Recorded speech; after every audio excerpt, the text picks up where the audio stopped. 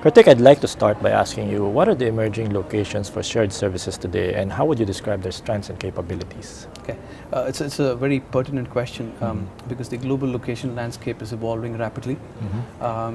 India and Philippines continue to be dominant, accounting for more than 60 to 70% of the global market share. However, we're seeing different pockets of emerging locations. If you look around Asia, the key emerging locations are Malaysia, Sri Lanka, to some extent Thailand. Right? It must be worth pointing out here that you've got to think of emerging locations as cities, not just countries. So if you look at tier 2 locations within India, tier 2 locations within Philippines, they're all emerging locations in their own way.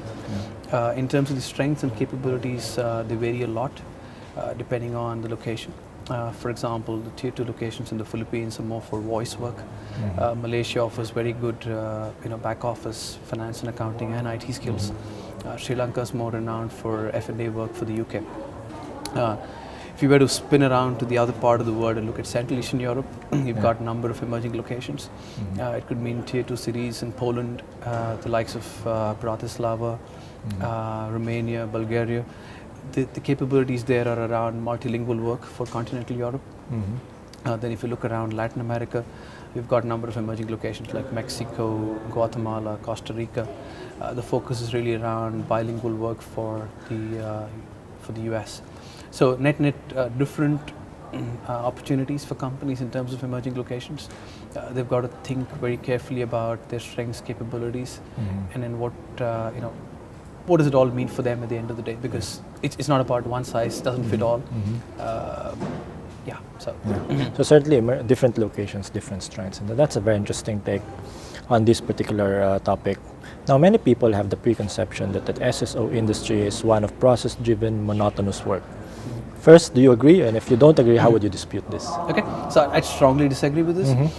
So when the SSO industry started off, it was all about process-driven work. Right? Now we've seen evolution on two fronts. Right? One, even within process-driven work, SSOs are taking a lot more ownership. In other words, they're doing more end-to-end work and bringing in improvements such as re-engineering, efficiencies improvements. So although it may be a monotonous process, they're doing a lot of innovation within a monotonous process. The second is we've also seen expansion to more complex services, analytics, for example, high-end accounting in the financial services side, things like product control. So we've also seen progress in terms of more complex work. So I strongly disagree with this. I think over the period of the last 5 years, SSOs have evolved both in terms of the level of ownership of their work and in the complexity of their work. Right. Now, this year more than ever, we have found more people wanting to talk about the customer within the shared services industry. Why do you think that is? Okay. This is an interesting link with my earlier question. So as SSEs have evolved, they've become more an internal partner to their customers. Right? So when they started off, they were order takers. Right? So the customer said, do this, and the SSEs did that. But now they are proactively influencing the customer and saying, you asked me to do this, but I can do X plus Y. Right? And I can do X plus Y much better than what it's being done now. So it's more of an interactive dialogue with the customer. And as part of that engagement with the customer becomes even more important.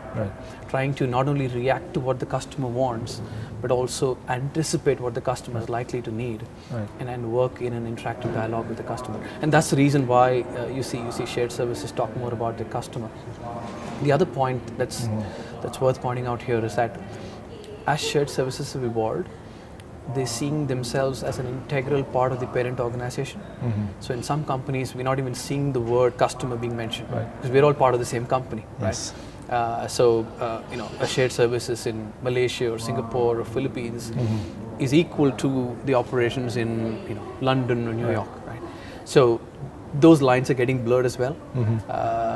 So nonetheless, the customer is more important. And in some cases, there is no distinction between the customer and the shared services organization in the first place. Now, I believe key to delivering an excellent customer service as well is technology.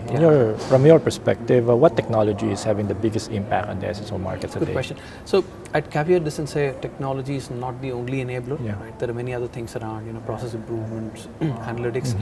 So technologies in terms of the new wave, really around social media, cloud, analytics, although those haven't impacted shared services in a big way, but they will in the next few years because they're impacting the parent company's business in a big way. Right? So I think those technologies are going to be important.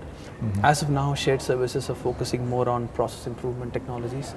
This could be add-ons to their existing ERP systems. It could be getting in new platforms. It's more those technologies, but going forward, we're going to see more next generation technologies that are going to impact how shared services operate.